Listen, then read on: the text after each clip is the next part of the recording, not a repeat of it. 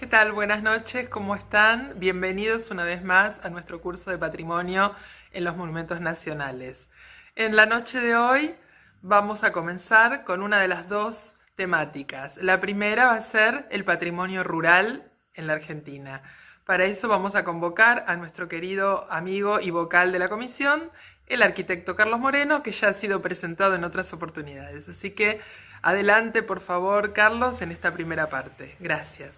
El tema del patrimonio rural es un tema a veces complejo, porque cuando hemos conocido algunas cosas de patrimonio rural, lo que vemos son siempre unos grandes castillos, una serie de cosas, y eso está en el campo, pero no quiere decir que abarque todo lo rural. Lo rural es, y lo que vamos viendo a través de muchos años, el patrimonio rural es el patrimonio del trabajo. Es un patrimonio que se va armando, interactuando con un territorio para hacer o para extraer los recursos. Y de eso va dejando muy diferentes elementos como testimonios. Nosotros tenemos patrimonio rural mucho antes de que llegaran los españoles, y uno de los ejemplos es algo que está declarado como un monumento, que son los andenes de Coctaca en Jujuy, cerca de Humahuaca, que son andenes de cultivo que sirven para modificar o extender el clima bastante adverso que hay en la zona. ¿Por qué? Porque las piedras se calientan y forman un microclima. Después tenemos otro patrimonio, que es el patrimonio de la primera época de la llegada de los españoles con la conquista, y que se organizaban en un sistema que se llama sistema de encomiendas. Sistema de encomiendas que asignaban a un grupo indígenas de algún pueblo originario con sus caciques al servicio de un señor en función de pagar los tributos y de catequizarlos. De esto nos llega hoy capillas, unas capillas hermosas, es lo único que llega. Y entonces yo creo que el patrimonio rural ahí es la capilla en sí misma, y la capilla es el emergente que sobrevivió a una estructura de producción que se deshizo porque su precariedad o sus materiales no la pudieron hacer soportar cientos de años. Esto nos pasa mucho en el patrimonio rural, que creemos que lo que es valioso y lo que expresa una época es nada más que lo que sobrevivió. Y lo que sobrevivió es nada más que lo que tiene los mejores materiales. No sobrevive un rancho, sobrevive un palacio. Pero sin embargo, para que ese palacio pudiera ser, hubo necesidad de cientos de ranchos para que le dieran sustento. Después tenemos el patrimonio rural, otro, las misiones jesuíticas. Las misiones jesuíticas tienen una base y un soporte de producción rural en un territorio, con sus estancias, con sus chacras, con todo su sistema de producción, sus traídas de agua, todo un sistema que hacía posible que un territorio circundante a la reducción fuera capaz de sostener o sustentar 4 o 5 mil personas. Tenemos las estancias jesuíticas en Córdoba y en otros lugares, en Tafí del Valle, también en Tucumán, que estaban destinadas a ser un elemento de generación de recursos para sustentar el colegio, las centrales, toda una cantidad de instituciones que tenían los jesuitas, y que en un sentido muy racional le hacían, eran parte de un sistema donde algunas partes se dedicaban a producir los recursos para sustentar otras. Por ejemplo, en Altagracia tenemos cosas muy lindas. Tenemos una iglesia barroca, en cierto modo, como Santa Catalina, de mucha calidad. Tenemos todo un casco muy importante, tenemos un montón de tajamares y acequias y restos de molinos, y no tenemos, por ejemplo, tenemos un obraje que se ha mantenido bastante bien, donde se producía la parte industrial de estos establecimientos, pero no tenemos la ranchería donde vivía la gente. Y alguna vez nos preguntaron por qué no había nada de los esclavos. Altagracia se mantuvo y se construyó con dos jesuitas que sabían qué querían y conocían cómo manejar las cosas, y 320 esclavos que le daban sustento. Después pasamos a una región como es la Pampa Húmeda. La Pampa Húmeda tiene una particularidad muy interesante. Hacía como 10.000 años que habían desaparecido las grandes especies, los grandes mamíferos, y había un vacío ecológico. Los españoles cuando vienen traen ganado, traen vacunos, traen equinos, y algunos se escaparon y al cabo de un tiempo se producían enormes manadas de ganado cimarrón, que resultó ser la riqueza del lugar. Un ganado cimarrón que se lo cazaba con un sistema de vaquerías, simplemente cazándolo y extrayendo nada más que el cuero y a veces el cebo. En el puerto de Buenos Aires se exportaban en 1794 1.400.000 cueros y casi nada de carne. Después vino una gran revolución que fue el tasajo, fines del 18 y para nosotros fines del 18 en la banda oriental, y para nosotros después de la Revolución de Mayo con los saladeros. Entre tanto se había formado otro tipo de estancia, no era la depredadora, sino una estancia más moderna que acerenciaba el ganado, lo tenía y lo amansaba, no lo cazaba. Eso da pie después a la formación de grandes estancias que sustentan a la enorme necesidad de ganado que tienen los saladeros, que de alguna forma dan la tónica de muchos años, de una o dos generaciones, alrededor de la Revolución de Mayo. Tuvimos grandes personajes como Belgrano, que patrocinaba que el futuro estaba en la agricultura, pero no había ni suficiente gente como para hacerla, ni voluntad, ni posibilidad de mercado, ¿no? Un tema que es muy importante fueron las propuestas que se hacen después de la Revolución de Mayo. Después de la Revolución de Mayo se trató, Rivadavia empieza con algo de eso, de hacer algunas colonias. Colonias que en general se frustraron porque la situación tampoco estaba madura para generar una agricultura relativamente productiva para un mercado. Una de las primeras cosas se traen colonos alemanes, 1821-22, los llevan a San Pedro, los dejan ahí y los pobres se frustraron. Después hubo una colonia que arma chorro harina acá en Chacarita, con parte de ellos. En 1826 se hace algo más serio, después de una tentativa de Beaumont de formar unas colonias. Los hermanos Robertson, empresarios ingleses, tratan de hacer lo que fue la primera colonia organizada. Traen 250 familias escocesas, pero no traen a cualquiera, traen a gente seleccionada para hacer un sistema, porque vienen desde el agricultor, viene el carpintero, viene el pastor, viene el peón, viene el herrero, viene una cantidad de oficios como para hacer algo integral en una forma moderna. Y esas gentes se establece en una colonia que es Santa Catalina, en base a 3 estancias que hay en la zona de Lomas de Zamora, y que organizan primero una producción de trigo, producen o extraen de una cosa que era casi desconocida entre nosotros, por lo menos en general, que es la leche. Y las señoras, las mujeres escocesas, procesando la leche, producen manteca. Y esa manteca se vende en paquetes en papel de a libra en Buenos Aires, 1827. También esa colonia no cuaja. Al poco tiempo se disgrega en parte, pero esa disgregación tuvo un enorme beneficio secundario para nosotros. Porque, por ejemplo, el herrero se instala en Buenos Aires. ¿Y qué hace en Buenos Aires? instala un taller donde puede reparar y arreglar algo que era novedoso, calderas y cañerías, completamente novedoso.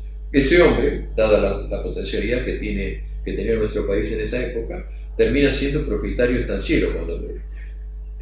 Por otro lado, unos señores, también en base a lo que fueron los que se llegaron de la colonia, organizan algo de desembarco de los barcos que había que bajar a caballo en Buenos Aires.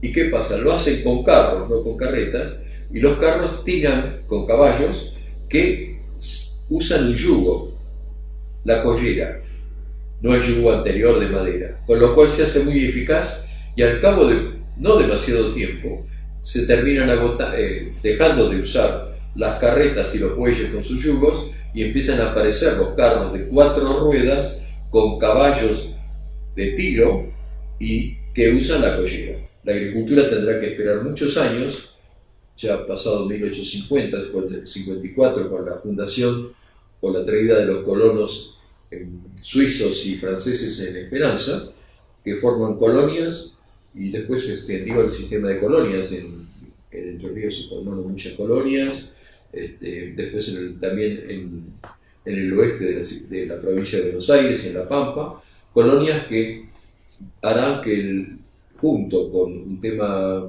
que fue revolucionario, que fue la inmigración que la sustentan las colonias, más la traída de maquinaria, y las maquinarias más la mano de obra del colono hizo esa revolución, que es una revolución que empieza con casi ninguna exportación de elementos de la agricultura en 1869 en el censo, y en 1906 con ser el granero del mundo.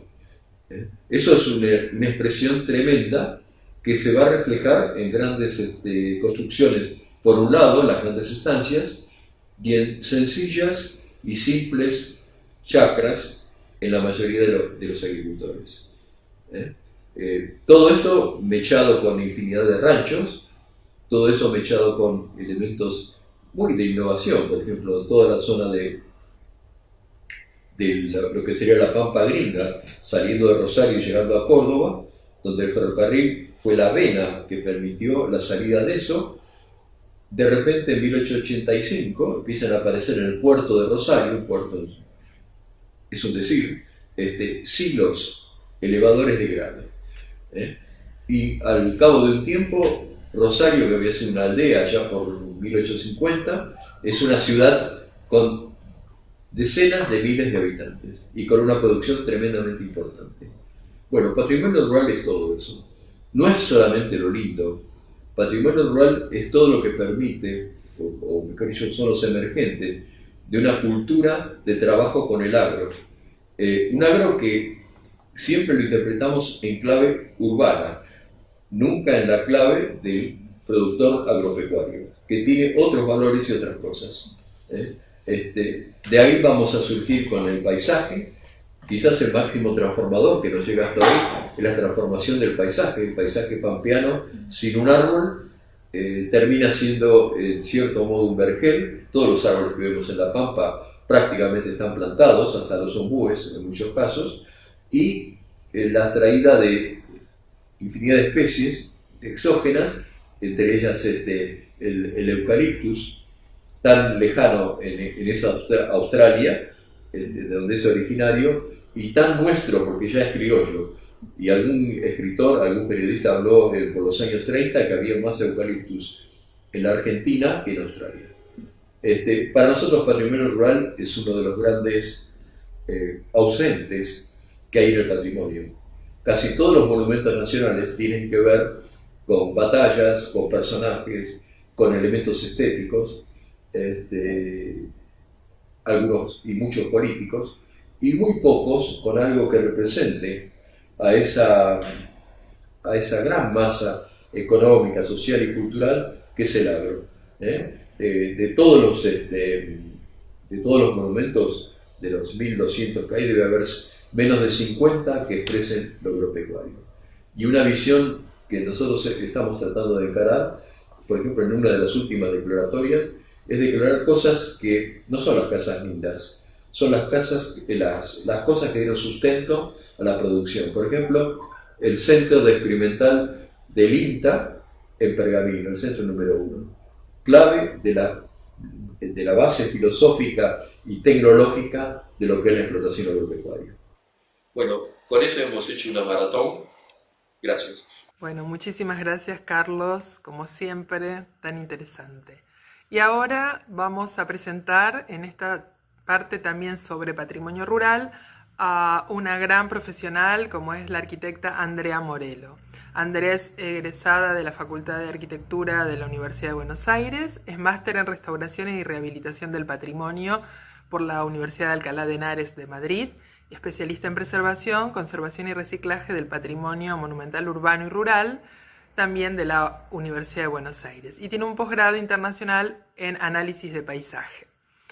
En la actualidad se desarrolla su carrera profesional como asesora de esta Comisión Nacional de Monumentos y como profesora y coordinadora temática de la carrera de especialización en conservación y rehabilitación del patrimonio arquitectónico y también en la carrera de especialización de gestión estratégica de diseño de la UBA. Bueno, realmente es un gran agrado presentar esta parte de la temática del patrimonio rural de alguien que lo conoce tan bien. Entonces, con ustedes, por favor, Andrea, adelante y muchas gracias. Hola, buenas tardes. Un gusto estar aquí con ustedes. Vamos con esta presentación a reconocer el patrimonio rural en tanto que es valorar el paisaje y los hechos históricos que dan soporte a las manifestaciones arquitectónicas y que representan solo una pequeña parte del todo generado por la culturización del territorio a través del trabajo del hombre. Es el patrimonio rural y productivo, analizado desde una perspectiva territorial, lo que permite considerar como parte de ese todo a la arquitectura, el paisaje, la actividad productiva, las tecnologías empleadas y los sucesos históricos. Trataremos en mi charla de descubrir y resaltar la razón de ser de cada componente dentro del conjunto, enlazados en el territorio como parte de un sistema integrado que permitió la transformación del territorio para su desarrollo productivo. En este sentido, se reconoce al paisaje no solo como una marca en el mismo, sino como la huella dejada por el hombre sobre ese territorio y al mismo tiempo la huella dejada por el territorio en la memoria del hombre. Los bienes culturales adquieren la calidad de patrimoniales en el mismo momento en que son valorados, reconocidos y apropiados por la comunidad como elementos identitarios. Así, del encuentro entre las diferentes culturas y geografías se va ordenando y dibujando el territorio. En este sentido, el paisaje se consolida a partir de una sucesión de procesos históricos que van dejando su huella en la transformación del medio natural, dando lugar a manifestaciones y objetos que en conjunto formalizan el patrimonio cultural y natural. En términos patrimoniales, el territorio debe ser interpretado como una red de sistemas y subsistemas naturales y culturales interrelacionados, y de ahí el desafío para interpretarlos y valorarlos. En esta oportunidad abordaré en mi exposición la caracterización de tres componentes del sistema rural. Por un lado, los cascos históricos y establecimientos productivos con sus sistemas de apoyo, equipamiento rural, tambos, caballerizas, corrales, estanques, galpones. Las colonias de inmigrantes, que fueron las que caracterizaron una impronta en el territorio con una manera de hacer. Los poblados y localidades rurales, producto del desarrollo de ese sistema ferroviario, y atravesando estos componentes, la educación dando sentido a un proyecto de un país en desarrollo. Es necesario resaltar la relación existente entre el desarrollo de nuestra arquitectura rural y el proceso histórico de nuestra economía y explotaciones, ambas indisolublemente unidas a los cambios que se producían sincrónicamente en Europa por obra de la Revolución Industrial. El desarrollo de nuestra ganadería y de sus formas de explotación, valor y desvalor de la tierra en función de circunstancias políticas, sociales y económicas son datos que concurren a definir la evolución de nuestros establecimientos de campo. Los cambios en la economía agropecuaria se vieron reflejados en los medios tecnológicos usados, ¿no? De este modo, los saladeros, con sus instalaciones y la necesidad de una infraestructura para la producción y comercialización.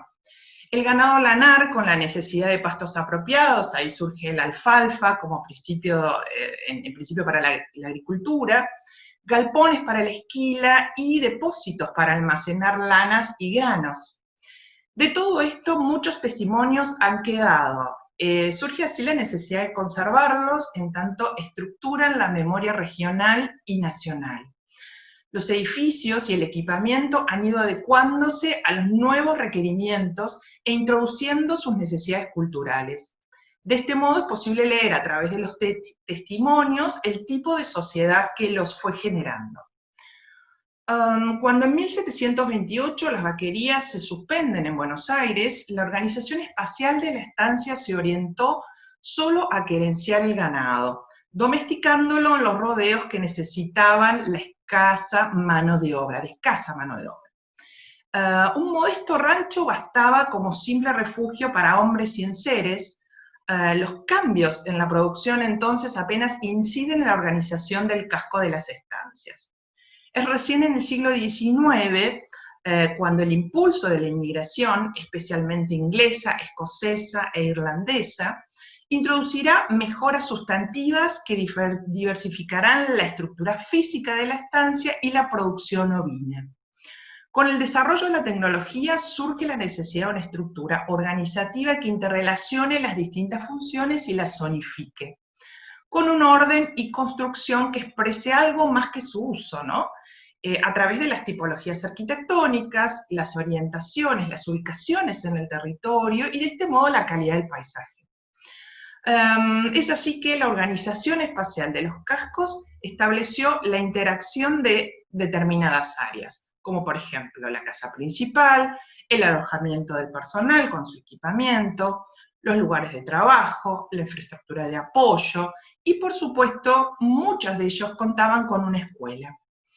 Un ejemplo de ello es la estancia La Juanita, que originalmente se la llamó La Adela.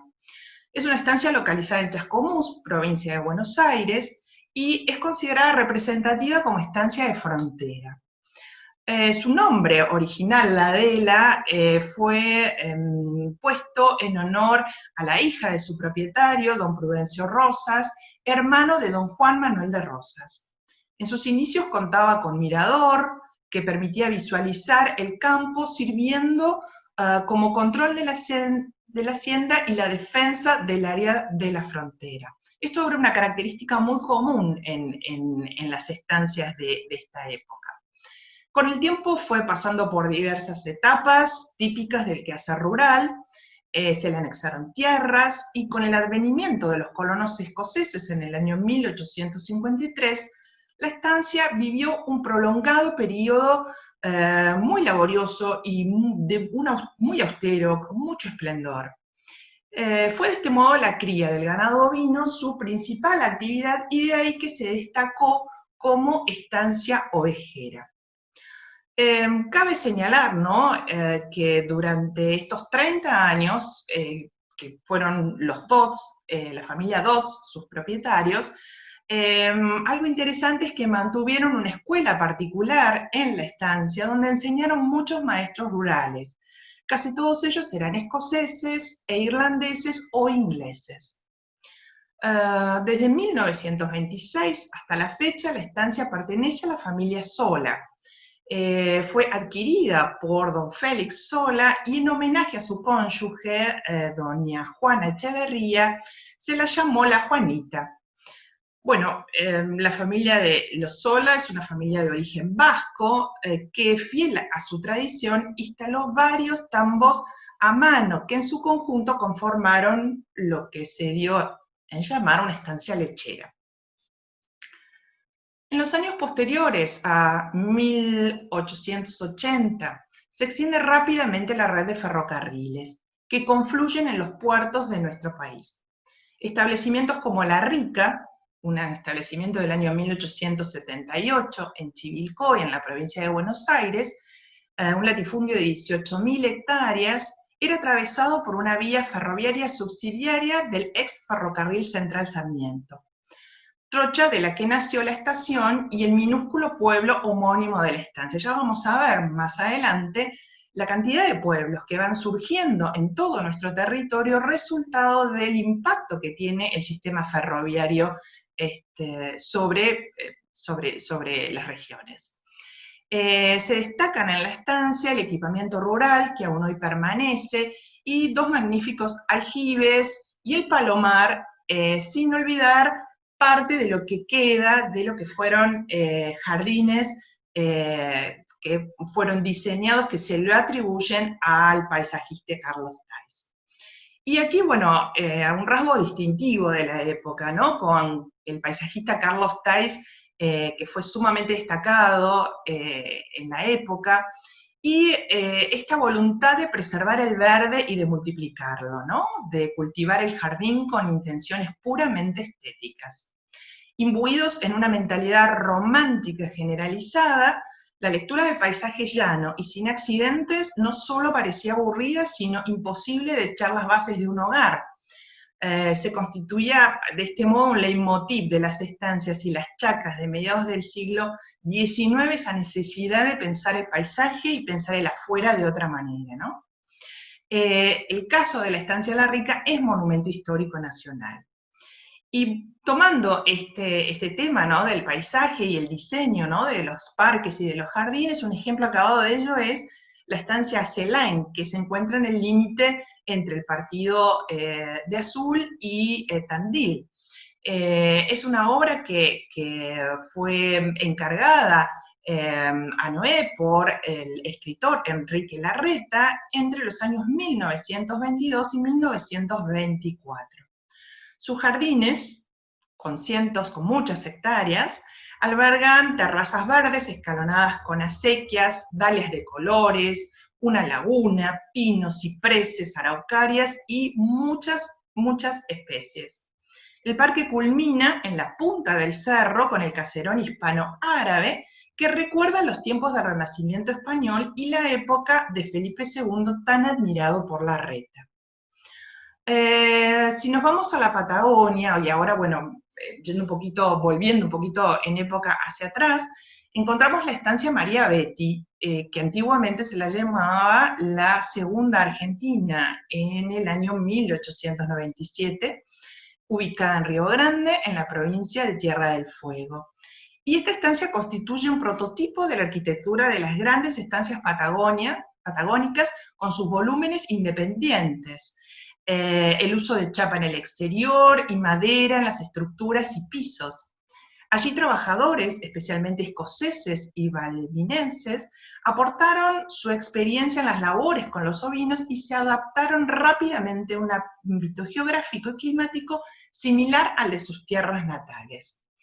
Es el fiel testimonio, sin duda, de la tenacidad del hombre para superar las dificultades naturales, al punto de generar una de las mejores cabañas de raza Codendal del mundo. ¿Qué decir? La verdad es que son múltiples los establecimientos productivos a lo largo de todo nuestro territorio, y muy representativos de lo que es el patrimonio rural.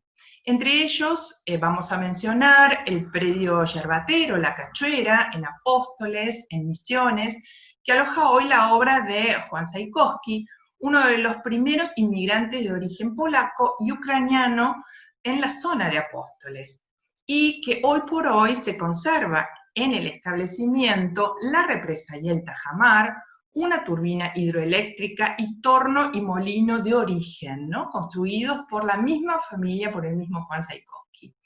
Este establecimiento hoy tiene su declaratoria que está en proceso, se encuentra en gestión.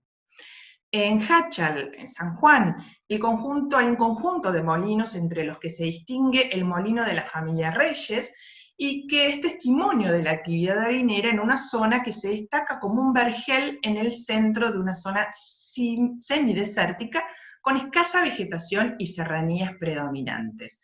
Es también, en este caso, el molino, es Museo Histórico Nacional junto a este conjunto que les comento de molinos de la zona.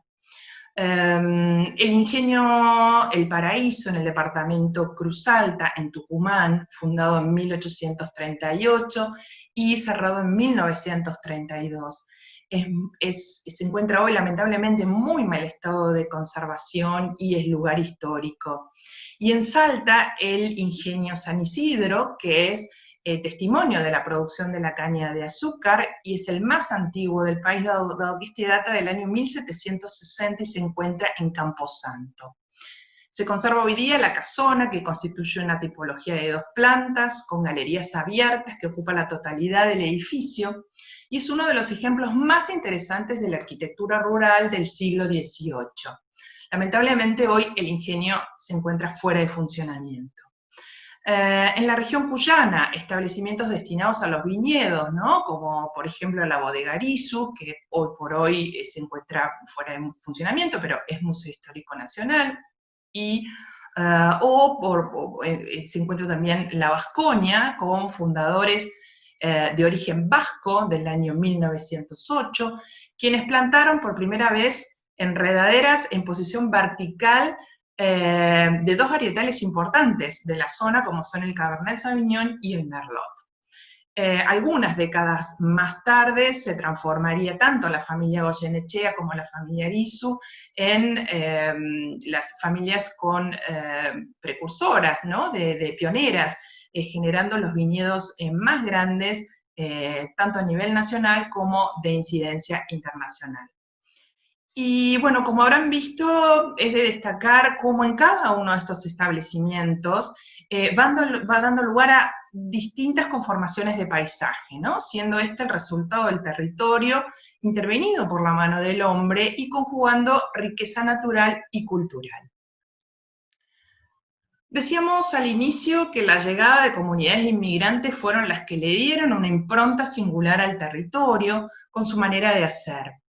Sancionada la ley de colonización e inmigración en el año 1876, la llegada de muchas colectividades favorecerá la transformación de prácticas productivas y el desarrollo de una agricultura moderna y más pujante. Surgen de este modo las primeras colonias agrícolas, algunas de ellas son hoy reconocidas como poblado histórico nacional. Suizos, alemanes, franceses, italianos, belgas, fueron más de 200 familias colonizadoras las que llegaron a la geografía santafesina hacia el año 1856, cuando comenzó la delineación de las parcelas, ¿no? de las primeras parcelas en el lugar y la construcción de algunas viviendas. Nace de este modo Colonia Esperanza, que fue la primer colonia agrícola organizada del país. Fue llamada la cuna de la colonización nacional y la abuela de todas las colonias argentinas. Creció con el esfuerzo de los inmigrantes, y Colonia Esperanza se convirtió en el modelo de muchas otras colonias. Los inmigrantes impusieron nuevos métodos de cultivo, aplicando por primera vez en el país el principio de rotación de la tierra e introduciendo maquinaria para arar y cosechar. Pero las colonias no fueron solamente pioneras en cuanto a lo que tenía que ver el tratamiento del cultivo, sino que fueron mucho más que ese desarrollo económico, ¿no? Ya que en ninguna de ellas faltaba la escuela, la biblioteca, la iglesia, y muchas veces de distintos cultos, ¿no? Como es específicamente en el caso de Colonia Esperanza, y se transformaron en un símbolo de lo que puede lograr un grupo humano unido y solidario. Y como les decía, el caso de Colonia Esperanza es poblado histórico. Años después llegan provenientes de Rusia comunidades de origen judío y alemán. Surgen así Moisésville, en el departamento de San Cristóbal, en Santa Fe, como primer eslabón de los asentamientos de origen judío en nuestro país. Moisésville surgió a partir de la iniciativa conjunta de alrededor de 130 familias oriundas de la región de Ucrania de Podolia, que a mediados de 1889 emigraron de la Rusia zarista para establecerse como agricultores en la Argentina. Gracias al ambicioso proyecto de colonización masiva del barón Hirsch, creador de una asociación filantrópica que organizó y financió el arribo de miles de judíos provenientes del este europeo, fueron incluyéndose unas 80 familias alemanas que en la segunda mitad de los años 30 llegaron también huyendo del nazismo en otra instancia inmigratoria. También se la conoce como la Jerusalén argentina, por cuanto los 5.000 judíos que residían en la zona durante la primera mitad del siglo XX conformaban un verdadero islote étnico en medio de la Pampa, en el que se multiplicaban las sinagogas, las bibliotecas, las expresiones culturales y las escuelas judías, y en cuyas calles se hablaba más el yiddish que el castellano. En la actualidad, Moisés-Ville aún alberga una pequeña y activa comunidad que mantiene vivas las tradiciones, la cultura y la memoria, y donde conviven otras colectividades étnicas y religiosas. En el caso de Moisés-Ville, es un poblado que se encuentra también su tratamiento en gestión como poblado histórico. En paralelo, como les decíamos hace un momento, a la Argentina llegan hacia el año 1878 las comunidades de origen alemán, estableciéndose la primera colonia de alemanes del Volga en Hinojos, cerca de Olavarría, en la provincia de Buenos Aires. Posteriormente fueron extendiéndose en las provincias de Entre Ríos, Misiones y Chaco. El caso de las colonias de los alemanes del Volga comienza en el año 1763, cuando Catalina II, Catalina de Rusia, invita a todos los extranjeros dispuestos a radicarse en su país y poblar las estepas rusas cercanas al río Volga. Los prometidos privilegios iniciales terminaron siendo incumplidos, y esto determinó el éxodo de aquellos alemanes del Volga, en principio hacia Estados Unidos y en Canadá, y a zona sur a Brasil, Argentina y Paraguay. Estos agrupamientos se originaron con independencia respecto a los centros urbanos de cada región. Tenían características propias y esto estaba sustentado por una economía agrícola novedosa para la región en el año 1890. Los alemanes del Volga no colonizaban como otros inmigrantes, sino que ellos se agrupaban en aldeas cercanas a las tierras de labranza de cada una de las colonias. Es por ello que el modelo urbano adoptó un esquema de tipo lineal, acentuando la presencia del paisaje natural, la privacidad residencial, la autosuficiencia productiva de los lotes urbanos y la escala humana del espacio urbano. Estructurados a partir de una calle principal, ustedes podrán ver aquí en las imágenes, o una calle única, conformada por otro lado, donde en un espacio un poco más abierto se encontraba la iglesia, ubicada junto a la escuela, en el centro de una manzana, creando un espacio, como les decía, abierto de encuentro, jerarquizando los edificios que concentraban los valores espirituales, sociales e históricos. La vivienda de los alemanes del Volga, la tipología, es de planta rectangular, exenta de los bordes del terreno, como un pequeño bloque, que al crecer iba adoptando la forma de L, completándose con anexos como un galpón para las herramientas y un corral para las aves, ¿no? Según las necesidades y posibilidades agrícolas que iban teniendo. Esta pequeña vivienda se iba ampliando conforme a la llegada de las nuevas generaciones que habitualmente convivían en la misma casa. Bueno, como podemos ver, las colonias dan lugar a la conformación de un paisaje de características muy distintivas, donde la conformación urbana conformada y conjugada con el trabajo de la tierra dan como resultado un paisaje cultural sostenido por los valores culturales de esta sociedad particular. Decíamos anteriormente que en los años posteriores, a 1880, se extiende rápidamente la red de ferrocarriles. Como en tantos otros lugares del mundo, el sistema ferroviario constituyó a fines del siglo XIX el principal componente de cambio de los territorios. Estos cambios no fueron ajenos en una superficie de tanta extensión como Argentina, con puntos tan alejados del puerto de Buenos Aires. La instalación del sistema ferroviario permitiría acercar los territorios y lograr de este modo la unidad nacional. Como no podía ser de otra manera, esto produjo importantes cambios en la fisonomía de los pueblos y de las ciudades existentes. Aparecieron nuevas funciones urbanas y modernos edificios para las estaciones de trenes. En los alrededores de las estaciones, en las ciudades existentes, comenzaron a alojarse actividades que antes no habían existido y surgieron edificios destinados a funciones comerciales.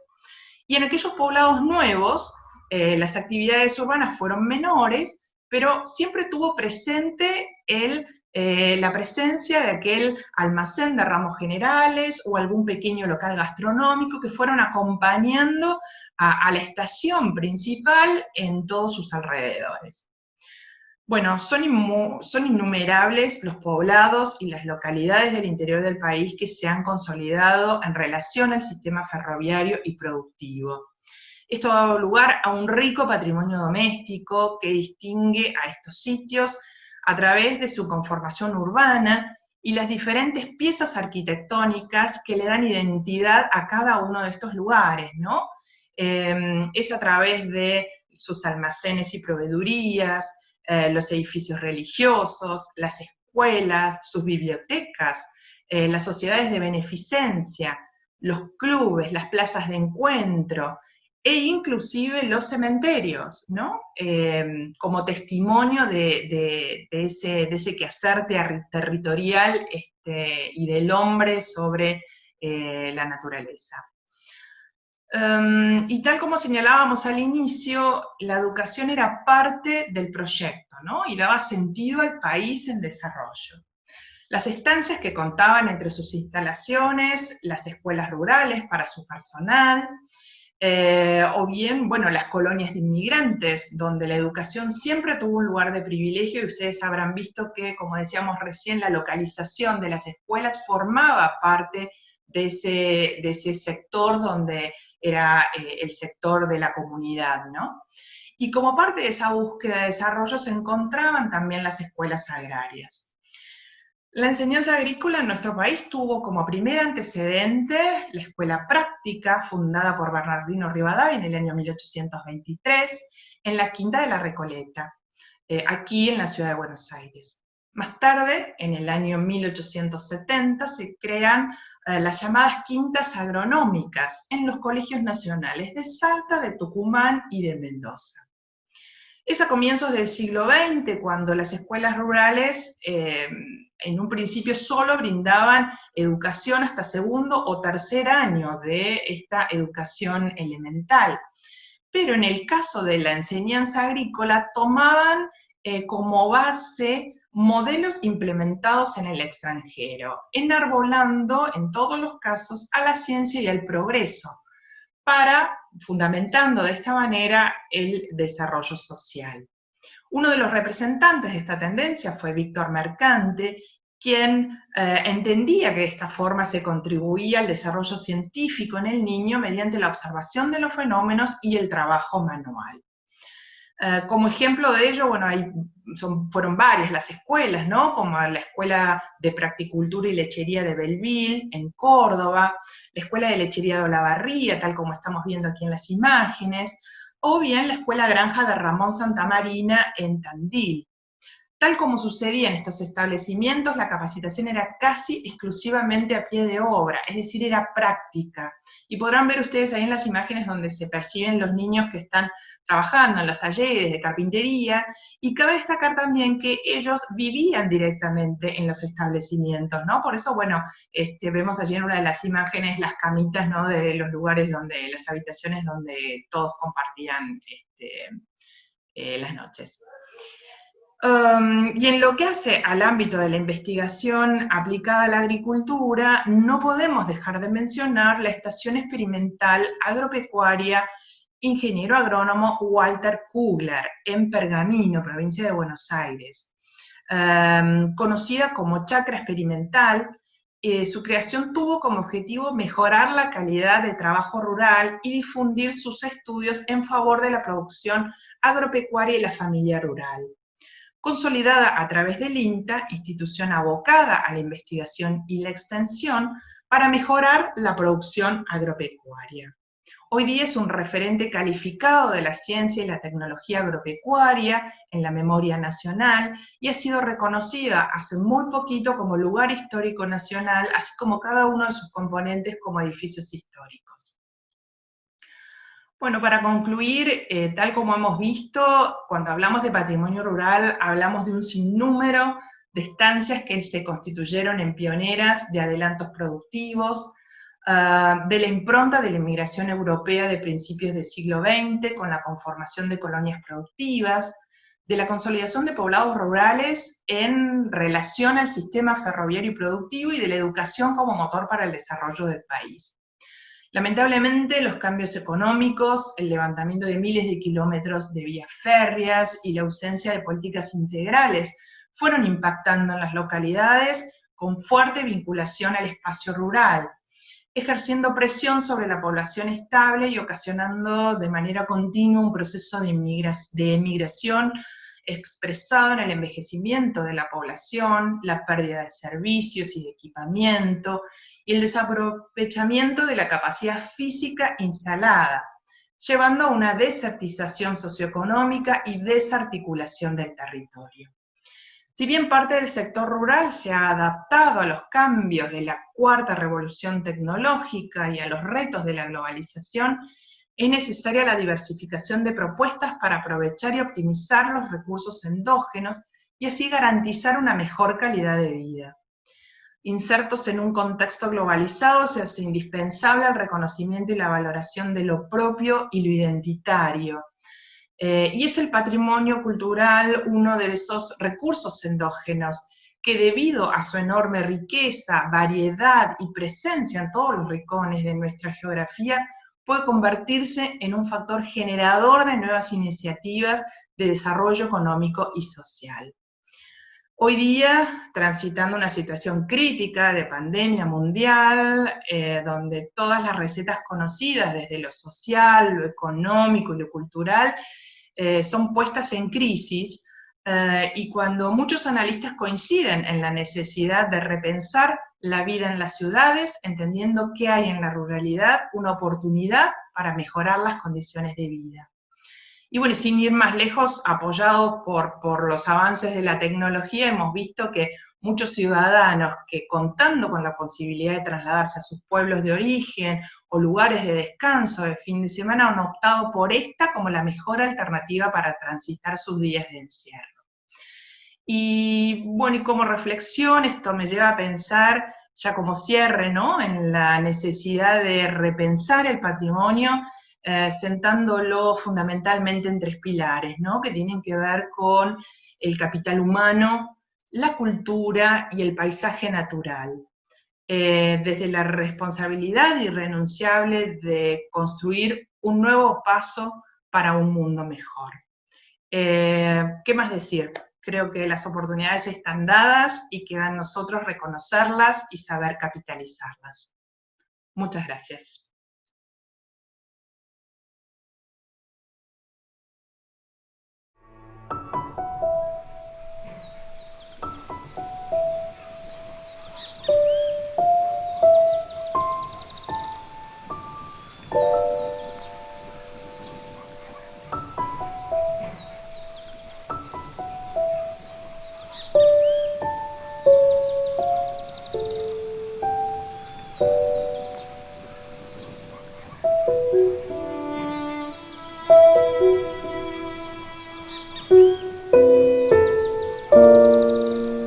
Estamos en la Quinta Pueyrredón, en San Isidro, una de las obras más antiguas y más importantes que puede mostrar el patrimonio arquitectónico de la provincia de Buenos Aires.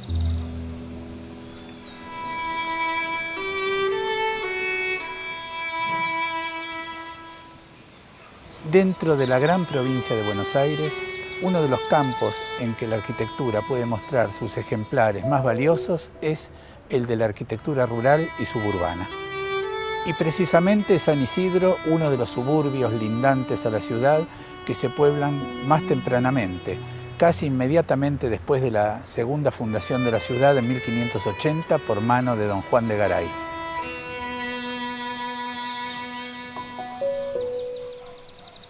Cuando se hace el primer reparto, allá a fines del siglo XVI, en épocas de Don Juan de Garay, se reparten solares en la ciudad, se reparten chacras de pan llevar, desde la calle Juncal hasta San Isidro, que son las chacras para la agricultura, y del otro lado, del riachuelo hacia la Magdalena, se reparten suertes de estancias a los pobladores.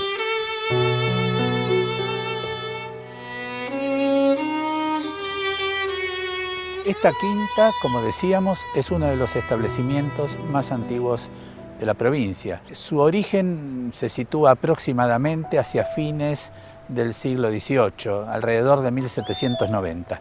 Pero esas eran las habitaciones primeras, digamos, el primer casco. Tal como la conocemos hoy, la Quinta Pueyrredón recibirá importantes reformas a partir de inicios del XIX y fundamentalmente, ya pasada la mitad del siglo, en 1856, la reforma más importante por mano del hijo de Juan Martín de Pueyrredón, que era Pridiliano Pueyrredón. La quinta tiene una planta de forma cuadrangular con un patio central, pero el aporte más importante por parte de Pridiliano Pueyrredón será la gran galería neoclásica con columnas de orden toscano, que de algún modo le provee de un frente espectacular al edificio frente a la barranca que mira al Río de la Plata.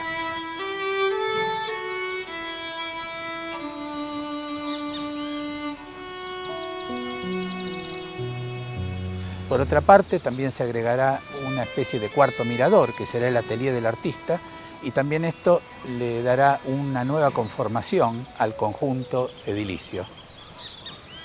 La Galería de la Quinta está marcando al mismo tiempo que el gesto de abrir la casa hacia el río, un cambio de costumbres, o mejor dicho, una ampliación de las costumbres del uso de las casas del periodo colonial, con nuevos usos que vienen de la tradición francesa e inglesa, como es el disfrute de la naturaleza.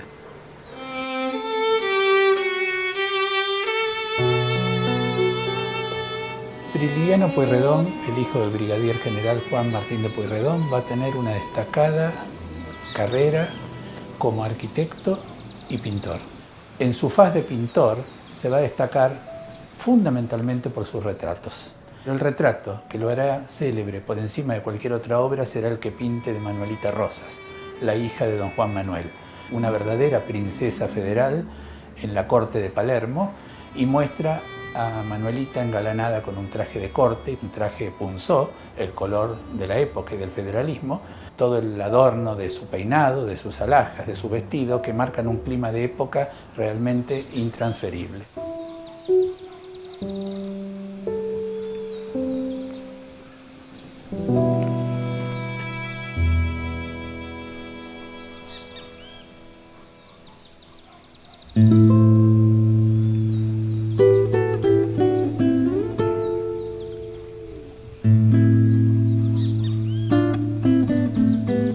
A lo largo de la primera mitad del siglo XIX, la provincia de Buenos Aires se irá poblando paulatinamente.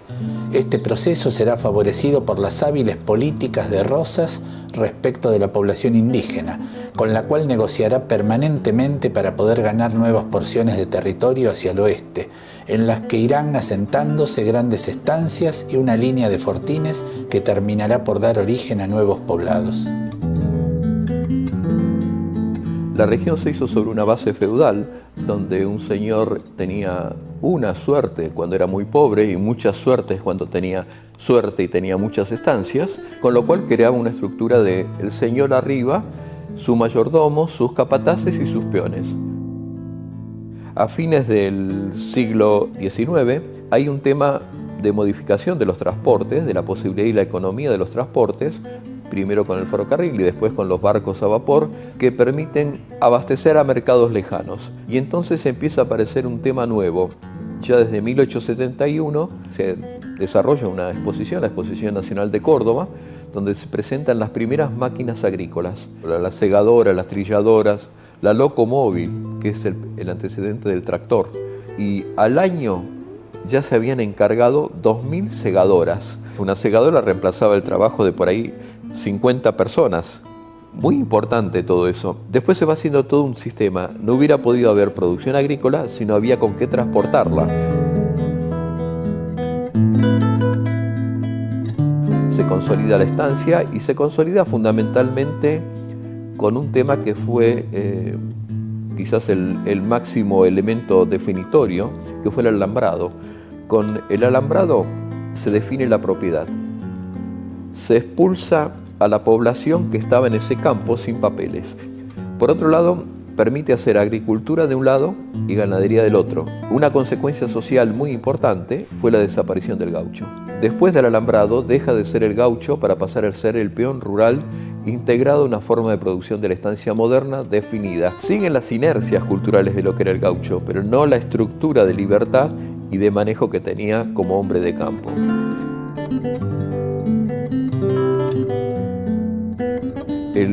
Después del alambrado surgen cosas muy importantes, un invento que se trajo de Estados Unidos, 1879, que fue el molino de viento.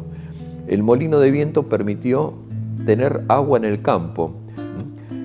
Con todo esto empieza a surgir un excedente muy importante como producto del campo. Y se hacen alguna gente, generalmente no eran los pioneros, sino que eran sus hijos educados ya en colegios más refinados, y bastante alejados de la tierra, que producen de repente cascos imitando a los manoirs franceses o a los cottage ingleses, producen la avenida Alvear, producen en parte la avenida de Mayo y las grandes cosas, todo producto del campo. Ojo, producto del campo que se hace basado en mucho de la explotación de la tierra y en el hecho de la condición de la gente que trabajaba en el campo. Una gran parte de lo que hacen es explotan al hombre de campo analfabeto con una estructura agraria muy, muy simple. O sea, es como un salto enorme donde alguna clase social nuestra se quiso parecer y ser lo más Europa posible.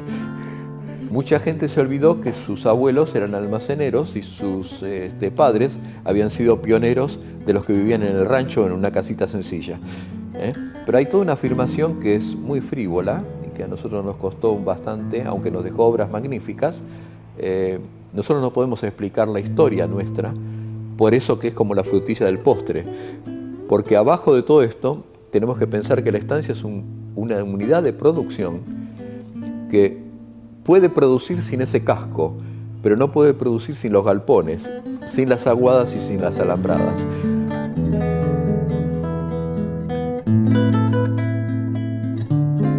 Hay una época que es la inicial, que son simples ranchos, cuando se consolida un poco y ya no son los esclavos, sino que por ahí el dueño o el propietario vive en el lugar, se construyen casas que son muy simples, son en general, todavía sobreviven algunas, 2 habitaciones, un techo de tejas. Después de 1850-60 se difunde la construcción italianizante, muy simple, una pieza alineada atrás de otra. Más adelante, cuando crece, le van saliendo como 2 brazos interiores que encierran un patio, que después termina siendo considerado un elemento muy importante que se llama guardapatio y que está siempre complementado con una reja y que era un territorio donde no entraban los animales. Es algo que se va a usar muy fuerte entre 1830 y 1880, donde ya la difusión del alambrado y la riqueza de las estancias hizo que no tuvieran solamente un patio controlado, tuvieran un parque que ya tenía hectáreas. Ya en 1870 se empieza a apuntar en Buenos Aires que las nuevas corrientes traen la idea de la casa compacta. La casa que rodea un patio es una casa mediterránea como concepto, donde hay que disipar el calor. Y ya de a poco se van instalando culturalmente y valorizando las casas compactas.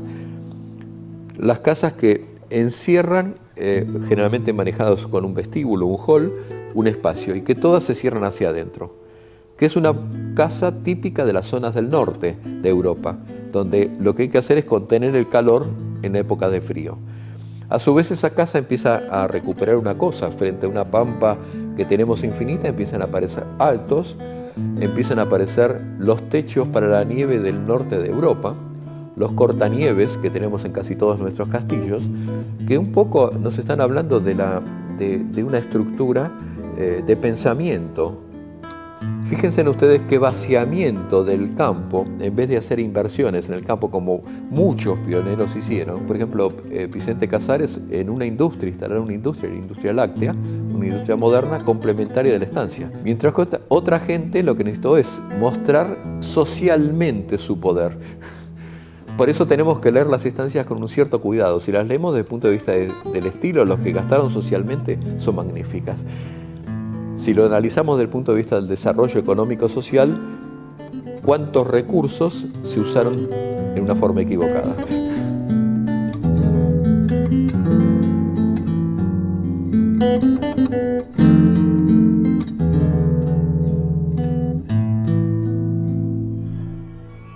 Presentar a la arquitecta Carla Brocato. Carla, además de ser arquitecta por la Universidad de Buenos Aires, es máster en Preservación de Patrimonio Cultural por el SICOP y doctorando en Arquitectura de la Universidad Nacional de La Plata. Tiene una vasta experiencia en intervenciones en obras de valor patrimonial como la Estación Retiro Mitre, el Palacio de Correos y Telecomunicaciones, actual Centro Cultural Kirchner, en el Teatro Colón, en la residencia del Embajador de los Estados Unidos y en el edificio Cabanac. En la actualidad, Carla Brocato es la que lleva adelante el programa de preservación de patrimonio industrial de nuestra Comisión Nacional. Así que pasamos la palabra a nuestra compañera del área técnica, arquitecta Brocato. Por favor, adelante y muchas gracias. Bueno, buenas tardes, gracias por la presentación. Bueno, precisamente vamos a hablar en esta charla de patrimonio industrial y el trabajo que venimos haciendo desde hace unos años en la Comisión Nacional de Monumentos con el Plan Nacional de Patrimonio Industrial. Para iniciar esta charla, una definición de qué es patrimonio industrial.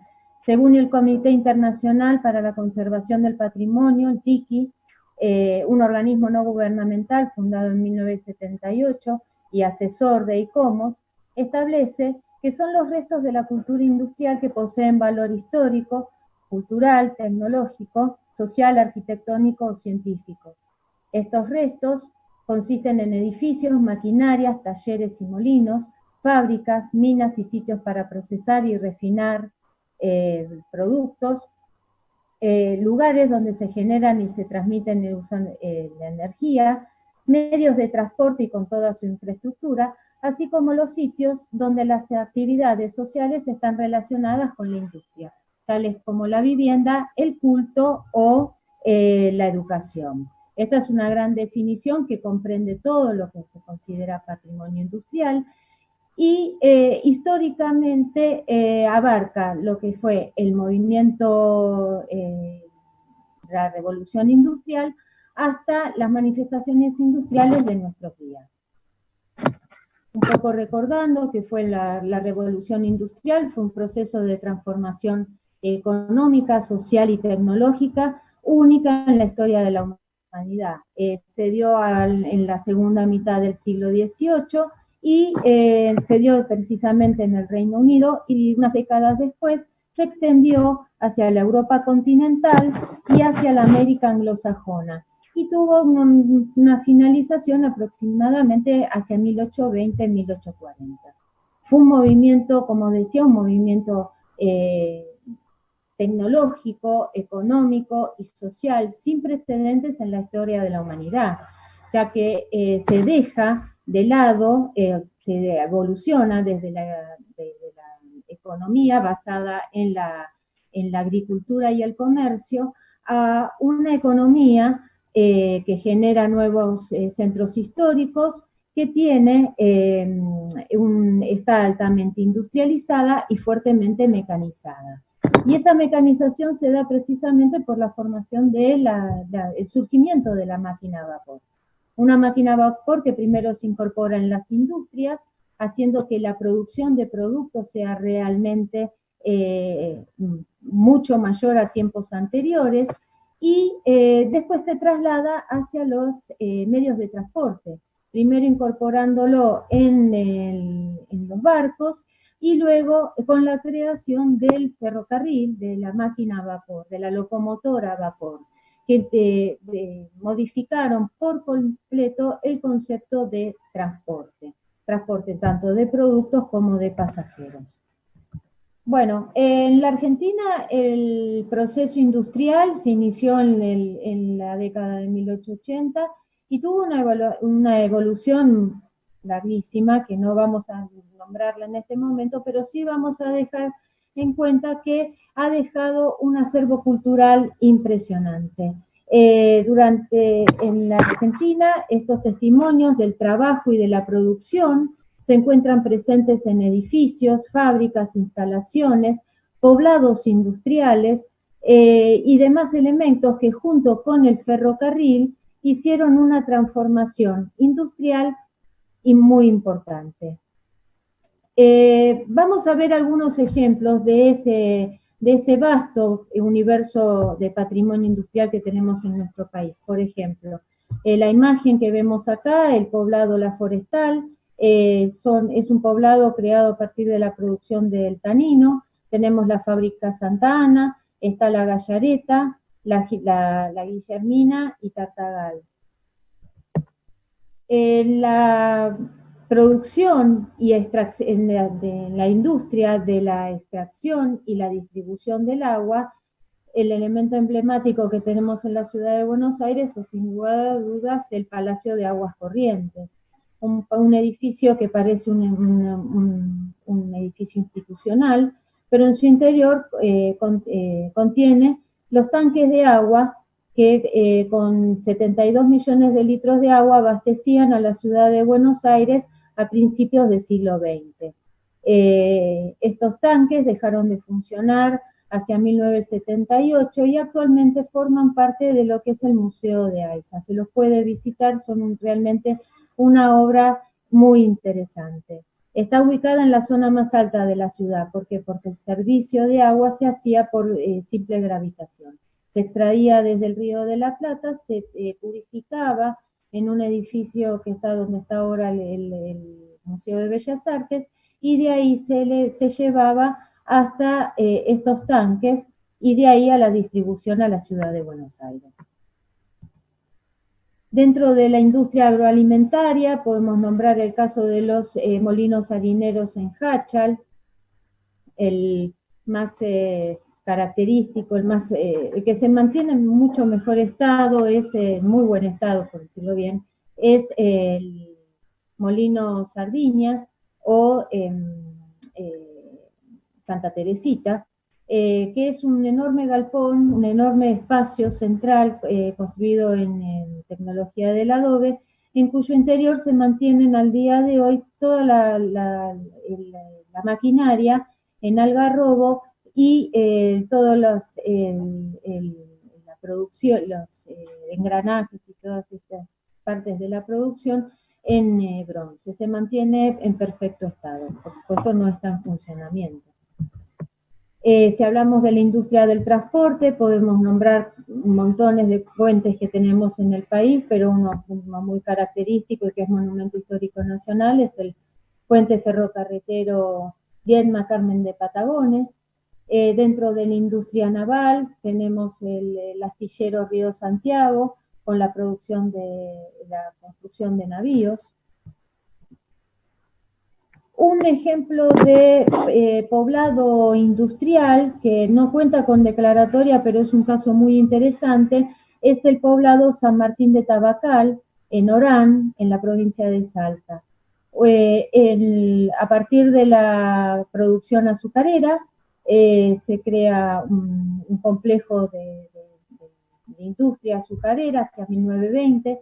Unos años después tiene una importante actualización del trapiche, que es la pieza fundamental para el tratamiento de la caña de azúcar, y hacia 1943 se funda el poblado. Un poblado con todas las características de un poblado industrial, donde no solamente están las viviendas de los obreros, del personal jerárquico, sino que también tiene hospital, colegio, iglesia y almacén.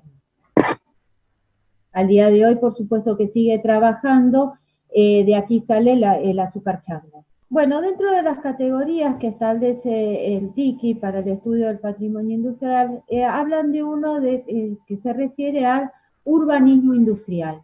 Bueno, para explicarlo yo tomé como ejemplo los secaderos de tabaco que se encuentran ubicados en la localidad de Péricos, en la provincia de Jujuy. El tabaco que se produce en esa región es el tabaco Virginia. Para el tratamiento se necesita secar la hoja de tabaco y para eso se utilizan los secaderos. Las 4 construcciones de las 4 imágenes son secaderos, pero en la primera imagen, esta, son los primeros secaderos construidos en adobe y techo de chapa. Los segundos ya empiezan a aparecer secaderos en ladrillo. Esta nueva tipología es una tipología construida en una estructura de hormigón y la gran modificación que tiene sobre los otros 2 anteriores es en esta parte, que es el horno en donde se produce el calor, que se inyecta por tubos hacia el interior del secadero y es el que precisamente produce el secado de la hoja, para llegar a una cuarta tipología, que es la absolutamente industrializada, en la que el calor y el enfriado del secadero se hace de manera computarizada, además de lograr un secado perfecto de la hoja de tabaco. Bueno, con estos escasos ejemplos que vine mostrando, podemos ver que el patrimonio arquitectónico en nuestro país es enorme. El acervo cultural que tenemos es realmente importante. Ahora, al día de hoy, hay estos restos de los bienes industriales se encuentran en su gran mayoría en desuso. Muchos de ellos porque no pudieron adaptarse a las nuevas tecnologías y otros porque el producto dejó de tener cabida en el mercado. Un caso puede ser en el caso de la imagen que estamos viendo en pantalla, que es el cable carril de Chilecito, que corresponde a la minera La Mexicana, en La Rioja. La minera dejó de funcionar y todo este sistema de traslado del mineral desde la boca de extracción hacia la planta de tratamiento ha quedado totalmente en desuso y fuera de funcionamiento. El patrimonio industrial comenzó a ser estudiado alrededor de 1970, empezó a tomar importancia hacia 1970. Si bien existen estudios anteriores, es el momento a partir de ese año en que empieza a considerarse con estudios científicos. En la Comisión Nacional, desde su creación, recién en 1943 aparece la primera declaratoria de Monumento Histórico Nacional. Esa declaratoria correspondió al puerto de Santa Cruz. Pasaron muchos años, recién en 1962 se da la segunda declaratoria con el Fortín Malargüe Fortín y Molino Malargüe en Mendoza. Y tuvieron que pasar más de 30 años para que recién en 1997 empiece a haber mayor cantidad de declaratorias en un año en que se dieron 10 declaratorias, donde la mayoría de ellas eran patrimonio ferroviario. Uno de los casos es la estación Retiro Mitre, una ex estación en la ciudad de Chubut, y el ramal C15 en Formosa.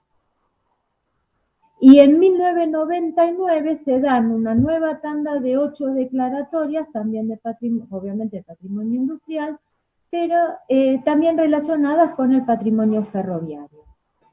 Frente a una situación, digamos, desfavorable, con un patrimonio riquísimo, vasto en lo temático y muy rico en lo constructivo, pero muy degradado, por las razones que comenté, es que en la Comisión Nacional de Monumentos se crea el Plan Nacional de Patrimonio Industrial, creado por el arquitecto Jorge Tartarini, en su momento era vocal de la comisión, como director del programa, y quien les habla como coordinadora. Un programa que cuenta con un objetivo general, que es el de contribuir a acrecentar el conocimiento y valoración de nuestro patrimonio, y con etapas a corto y mediano plazo. El plan, como decía, se funda en 1970 y se crea en 1977 y tuvo a lo largo de los años varias etapas de trabajo. La primera, de 1907 a 1900. Del 2007, una primera etapa del 2007 al 2010, en la que se crea el inventario, se busca hacer un inventario. Era necesario conocer cuál era el patrimonio industrial en todo el país. Para ello, bueno, llevamos adelante el inventario con el trabajo y la colaboración de todos los delegados de las provincias. Esos delegados, a lo largo de estos 3 años, recorrieron sus provincias y evaluaron todos los bienes industriales. Toda esa información fue volcada en planillas, como la que figura en pantalla, que además de contar con información muy general referida a años de construcción, ubicación geográfica, tenía 2 puntos que eran fundamentales: una evaluación del estado de conservación y su valoración.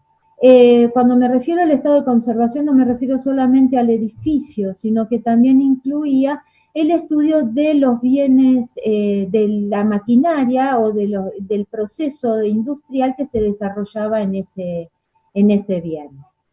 Identificamos después de este trabajo 684 ejemplos en todo el país. Esta primera etapa sirvió para iniciar la segunda etapa, que fue la de catalogación. Entre el 2011 y 2012 trabajamos con los bienes preseleccionados, hicimos una preselección minuciosa para poder profundizar en su estudio. Esa profundización sirvió para la etapa siguiente, que fue la de declaratorias, una etapa que se extendió entre el 2013 al 2018, en la que realizamos una serie muy importante de declaratorias en distintos tipos de industrias, en distintas categorías de industrias.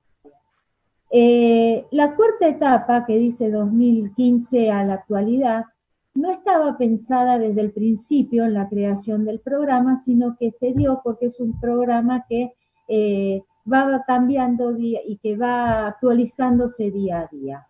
El trabajo se refirió a un asesoramiento. Pudimos en esa etapa trabajar de manera conjunta con organismos nacionales y provinciales, primero en el estudio de la documentación y después en el seguimiento de las obras de bienes, sobre todo fueron temas ferroviarios.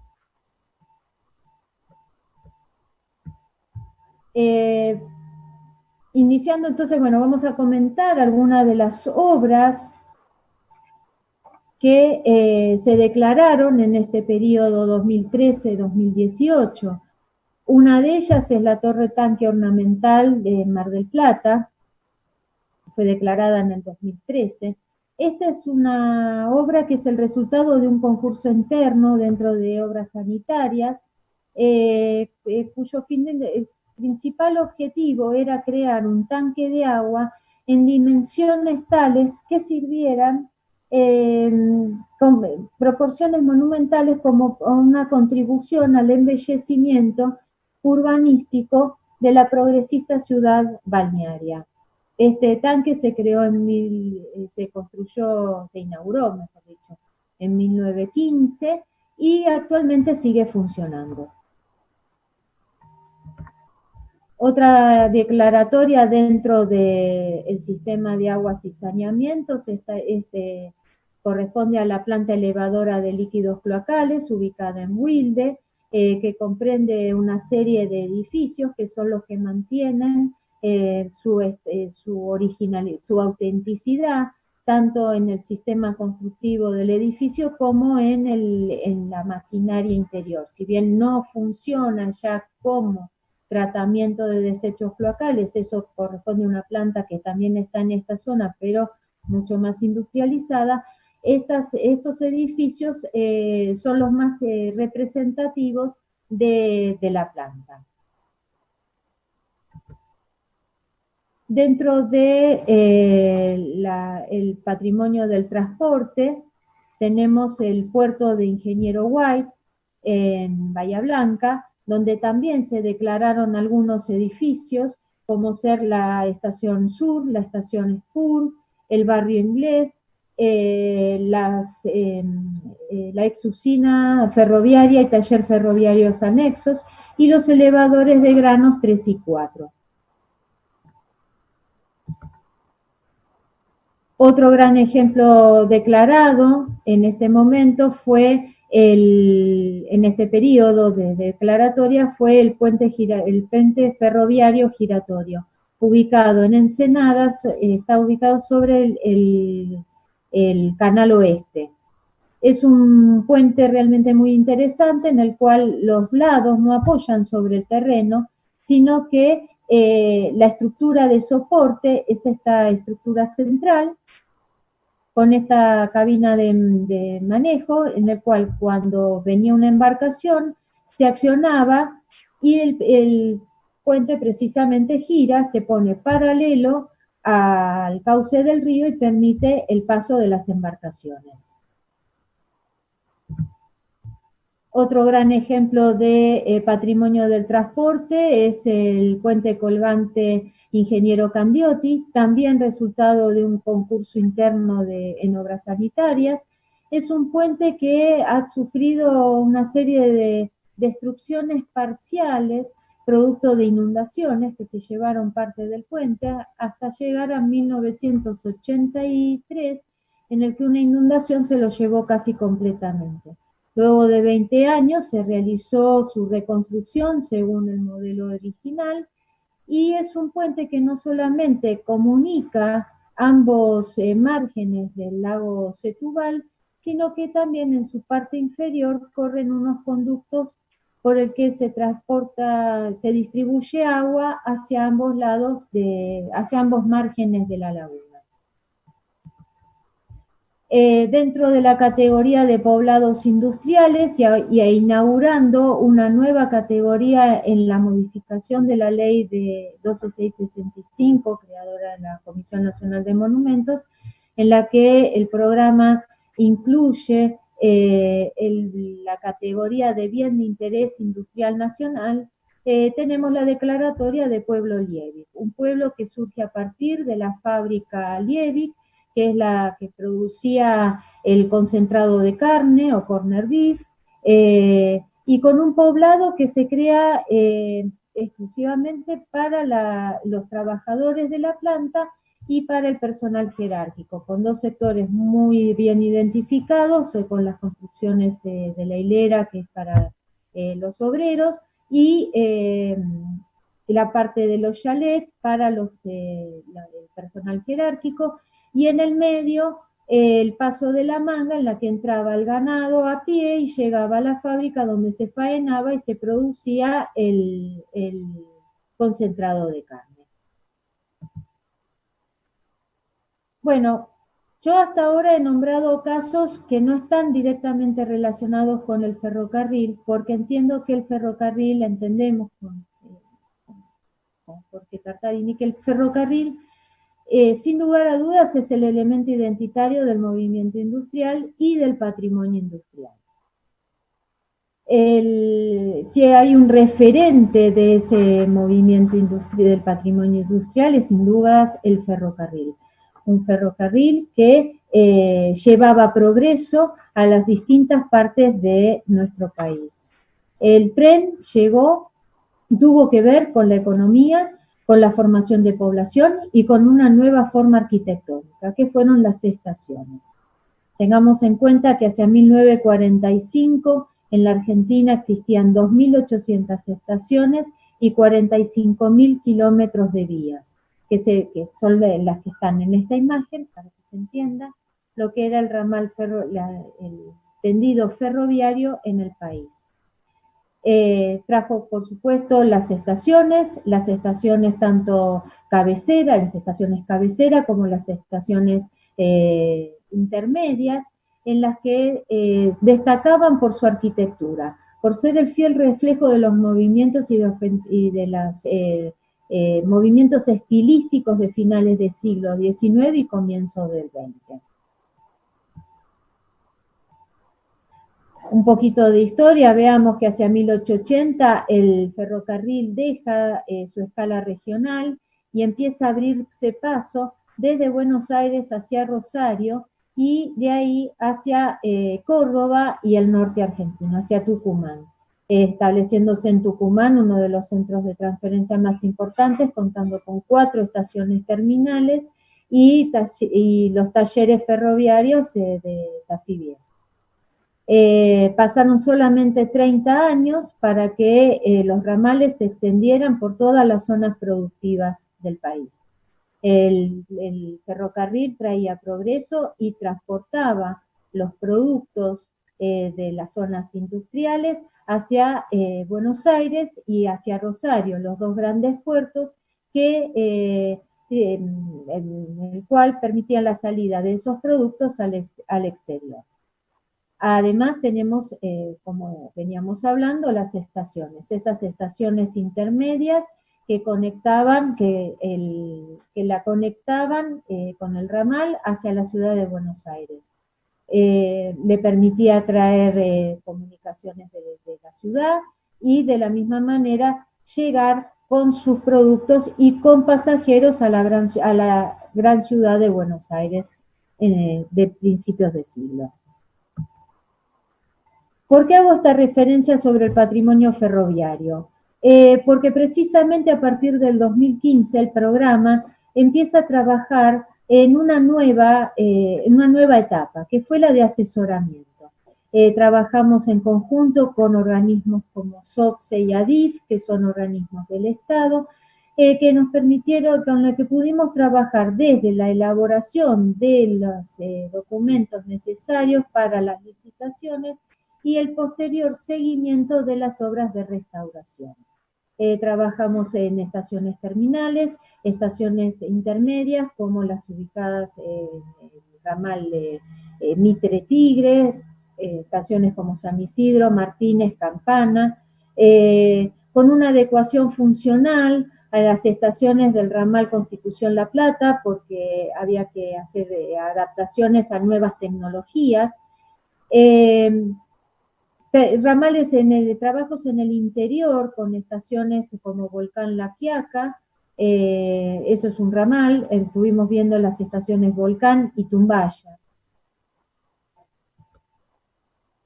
Hablando de las grandes intervenciones en estaciones terminales, y una que nos dio muchas satisfacciones fue la estación Retiro Mitre. Esta estación empezamos a trabajar con la restauración de la fachada, la entrada de carruajes, lo que se llama la entrada de carruajes, que es esta del frente, y la modificación de lo que fue originalmente una confitería, que fue transformada en oficinas para SOPSE. Este trabajo se inició, en el 2015, y el 2 de agosto de ese mismo año se festejaron los primeros 100 años de la estación. Recordemos un poco qué era la estación a principio, antes de la intervención. Esta era una estación sucia, oscura, las entradas de luz estaban totalmente tapadas por membranas asfálticas, y lo más serio de todo era que entraba agua al interior del edificio en los días de lluvia. Esta intervención fue fundamentalmente importante porque lo que se trató aquí fueron los techos, las terrazas, la cúpula central y los desagües pluviales. O sea, lo que se logró fue estancar el edificio en el exterior, impedir por completo la entrada de agua y a partir de ahí poder trabajar en el interior tanto del hall principal como de la boletería. Entonces aquí tenemos imágenes de cómo estaba este cielo raso, sucio, oscuro, lleno de hollín, a cómo se encuentra prácticamente hoy completamente restaurado en sus ornamentos y en su capa de terminación.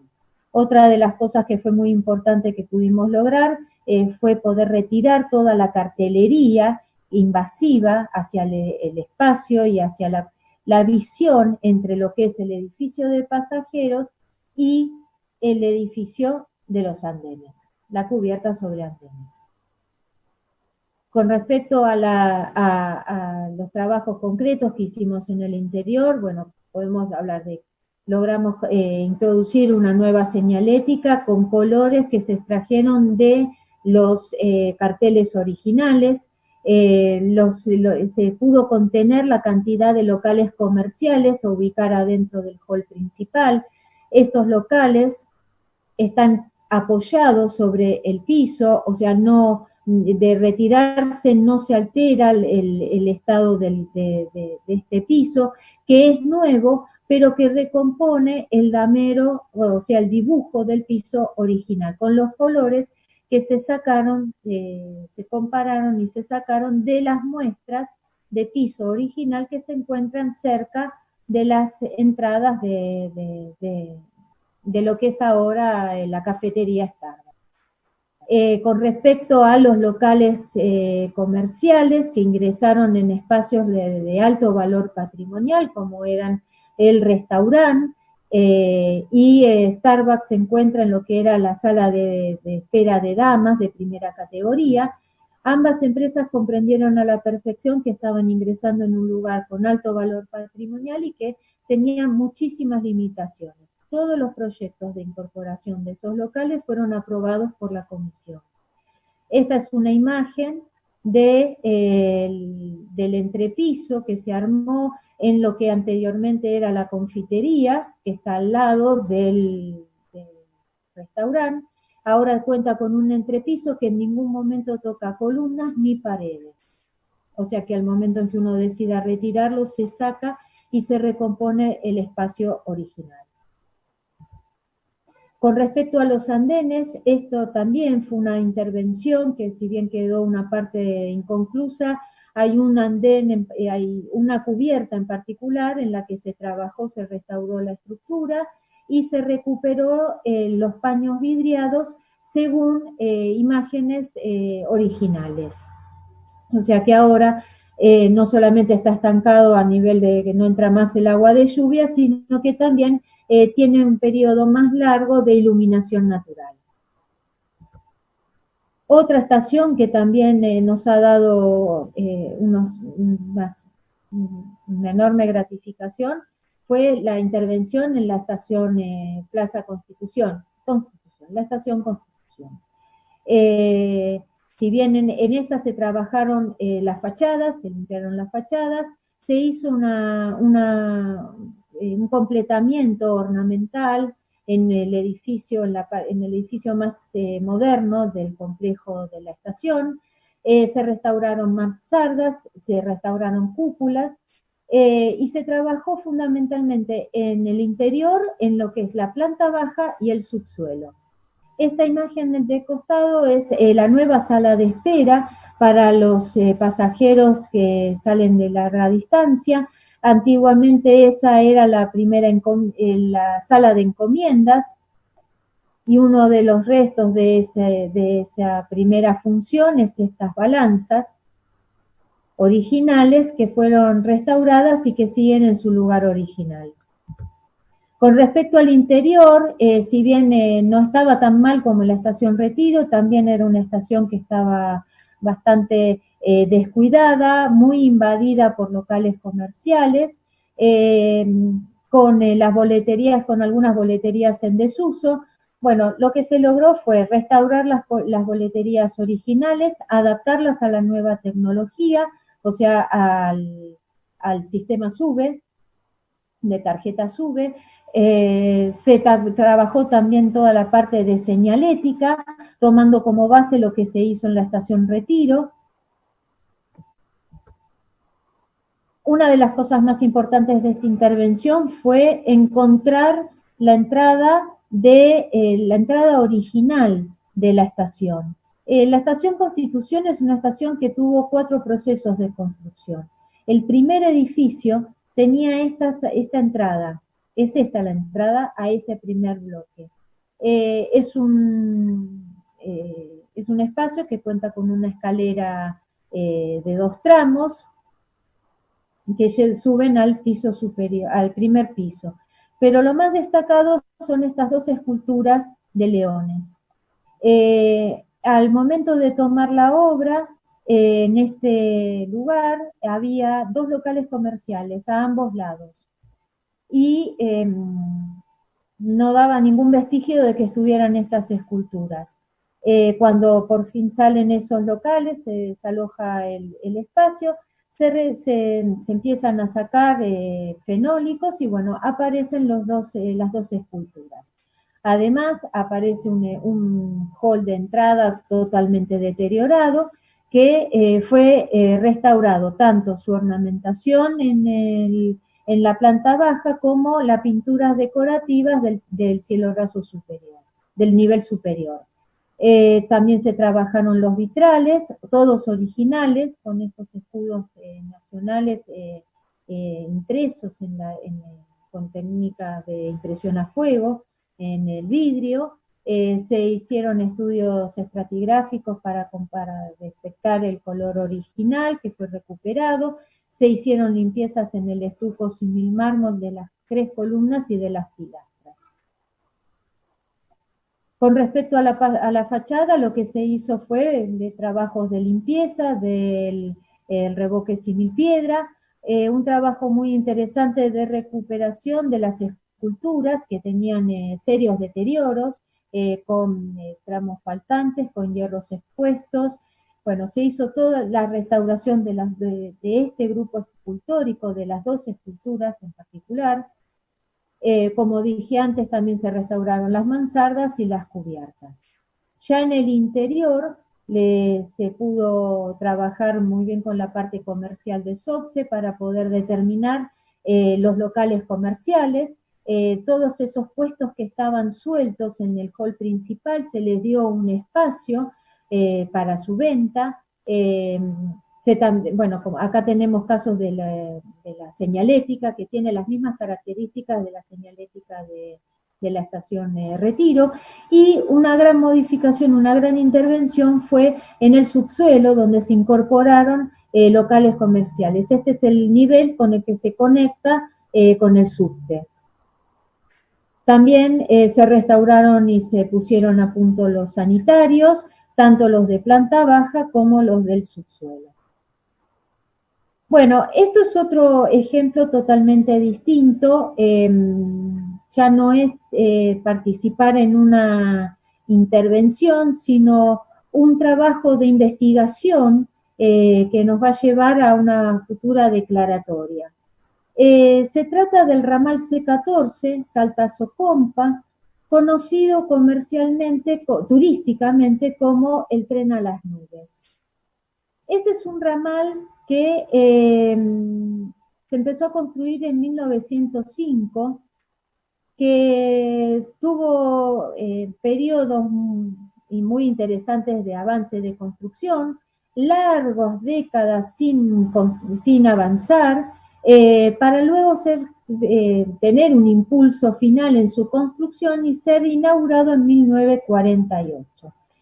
Es un ramal que pasó en su historia por 2 guerras mundiales, una depresión, una cantidad de gobiernos, y bueno, tenía como único objetivo, como principal objetivo, la comunicación comercial con Chile.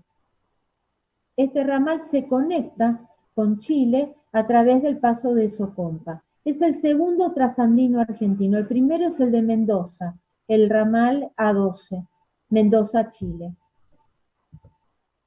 Como vemos, este es el recorrido del ramal. Arranca en la ciudad de Salta, mejor dicho, la primera estación original es la estación Cerrillos, y llega a Socompa. Atraviesa la Quebrada del Toro, y después la puna salteña. Pasa por dos salares, el salar de Pocitos y el salar de Aguizaro, para llegar a la frontera en este paso. Originalmente se lo conocía con el nombre también de Guaytiquina, porque era el primer proyecto, el primer paso al que se pensó acceder hacia Chile. Pero por problemas técnicos se decide cambiar a Soconca. Este es un ramal que requirió de muchos proyectos que nunca pasaron del papel, porque la geografía de la Quebrada del Toro y de la Puna salteña ofrecía una topografía sumamente difícil. Tengamos en cuenta que Salta está a 1400 metros sobre el nivel del mar y el punto más alto de este ramal está en la estación Caipe a 4300 metros sobre el nivel del mar. O sea que lo que necesitaban era construir un ramal que fuera económico y que en el sentido de que permitiera el transporte de productos y que no se quedara a mitad de camino, básicamente. Este trabajo nosotros lo iniciamos en el año 2016 con 13 viajes en los que hicimos el relevamiento de 30 estaciones, 13 viaductos, 32 puentes reticulares, 21 túneles, 2 zigzag, que es un recurso utilizado para elevar en altura en poco tramo de desarrollo, y 8 cobertizos. El ramal C14 es obra del ingeniero Richard Maury, que con suma inteligencia venció a una geografía sumamente hostil. En este ramal, las estaciones, yo nombraba estaciones que eran lugares de reunión de pasajeros que comunicaban con Buenos Aires. En este caso, las estaciones están ubicadas en los 571 kilómetros de recorrido, están ubicadas estratégicamente porque cumplen la única función de servir y abastecer a la formación ferroviaria. Hay 18 estaciones que tienen tomas de agua que servían en su momento para abastecer de agua la locomotora a vapor. Las imágenes anteriores que mostraba era el viaducto La Polvorilla, que sin duda es la imagen emblemática de este ramal y utilizada por el tren de las nubes. Es un viaducto de 63 metros de altura y 12 toneladas de hierro, que se encuentra ubicado en un lugar donde había una depresión geográfica sumamente importante, que hizo ahorrar en la construcción unos cuantos kilómetros de desarrollo. Bueno, el trabajo que venimos haciendo, no recordé que lo realizamos con el vocal arquitecto Mario Lazarovich y la profesora Dora Carot y yo. Hemos recorrido en 3 etapas toda la extensión del ramal. Hicimos un registro de los 180 elementos que forman este ramal y en este momento nos encontramos estudiando, evaluando y haciendo la documentación necesaria para la declaratoria como Monumento Histórico Nacional y como bienes de interés industrial nacional. Bueno, esto es un poco un resumen, muy resumen de 12 años de trabajo en el programa de Patrimonio Industrial que venimos desarrollando en la comisión. Un programa que se va completando día a día con el trabajo de los delegados y con el aporte de personas comunes que ven en el patrimonio industrial en general y el ferroviario en particular recuerdos de su origen y de su población. Con esto quiero decir que es un programa que tiene muchísimos proyectos, muchísimas declaratorias por hacer y muchísimos bienes por estudiar y analizar. Pero un gran aporte de este programa está dado por las personas que ingresan a la comisión proyectos o bienes para su análisis y su posible posterior declaratoria. Bueno, esto ha sido una presentación, la charla, un poco mostrar todo el trabajo que venimos haciendo y bueno, algo que vamos a seguir proyectando en el futuro. Muchas gracias. Bueno, llegamos así al final de la clase del día de hoy. Quisiéramos agradecerle muchísimo a los expositores y decirles que el próximo jueves 9 de julio, Día de la Independencia, no vamos a tener curso y vamos a pasar directamente al martes 14 de julio, donde vamos a tener como tema poblados y centros históricos de valor patrimonial en la República Argentina.